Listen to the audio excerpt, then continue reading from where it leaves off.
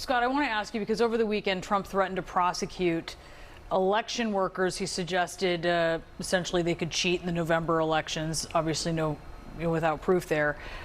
And he did it just a few days after AG Merrick Garland detailed what an alarming number of election workers have been facing since 2020. I mean, he really laid out some pretty stunning stuff last week where he was saying that there were election workers who had to be assigned body armor.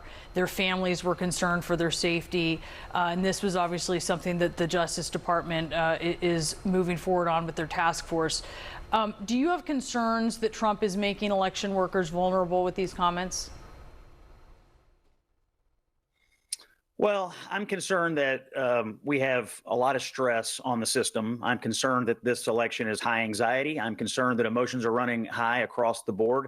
And, of course, the election workers, from the volunteers at the local level to county clerks to secretaries of state, they're the ones who make our diffuse system of elections work. And the diffuse system is what protects it ultimately. So I would hope that we respect the system, respect the people who make the system work, and that we understand a lot of these people aren't getting paid to do it, but they do it out of the goodness of their heart and out of the obligation they feel to have a role in public service. And there can be no higher public service than making sure our democracy is functioning correctly. So I have a high degree of confidence in the system, honestly, from the constitutional system all the way down to the grassroots system of people who count the votes and make sure we get a free and fair result. So I want everybody to respect those people because having been around politics for a quarter of a century, I can tell you they're absolutely necessary. And most of them are absolutely salt of the earth who are all in it for the right reasons.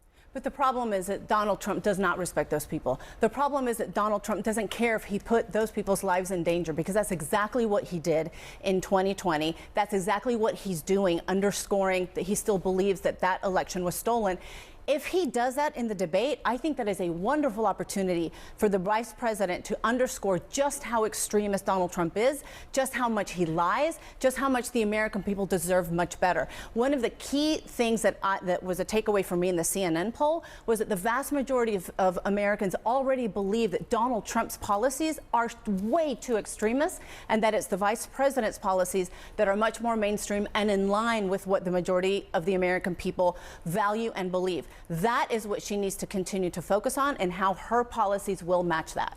Maria Cardona, Scott Jennings, we have to leave the conversation there. Appreciate you both. If that were true, if people believe he's an extremist, then why isn't she winning? Why is he winning in the New York Times poll? Why is this race tied nationally? I mean, you and I both know that if it's a tied race nationally, there's a 100% chance he's going to win the Electoral College. Oh, but see, what you said were true. Why isn't she winning by 20 points? We don't necessarily know that, Scott, because see, in 2022, the poll showed that Republicans were winning. The 2022 election showed that Republicans were winning, and there was going to be a massive red wave. There was no red wave, because after Roe v. Wade, the polls are underreporting, and they are not showing this massive mobilization of women and men that believe that women should have bodily autonomy, that believe that our democracy should be protected, that believe that a commander-in-chief should not be a liar-in-chief and should not be a conspiracist-in-chief. No, see, you said that to me the other day on air. That's not what I'm saying. What I'm saying is that women can go into a polling booth with more than one thought in their head, Scott. They can tell a pollster that the economy is their number one issue while they go into the polling booth and think to themselves, because I've heard them say this to me, you know what? The economy will come back. And I know that Vice President Kamala Harris is working to make sure that that economy comes back. But Republicans want to steal my bodily autonomy and the right for me to make decisions about my own body and my family. And I don't want to grow up. I don't want my kids to grow up. I don't want to raise my daughter in a country where she's going to have less rights than I did. That is a hugely potential, potent issue, Scott, that Republicans don't understand. They're not counting on it. Donald Trump knows that, and he's afraid of it, and all of you all should be afraid of it. That I think is not showing up in the polls. Maria and Scott, now we have to leave the conversation there. Scott, but we look forward to having you both on next time. Appreciate it. Very lively discussion. Tink you so much. Thanks, Boris. Still to come, Princess Catherine says that she's completed chemotherapy treatment and has a renewed sense of hope and appreciation for life.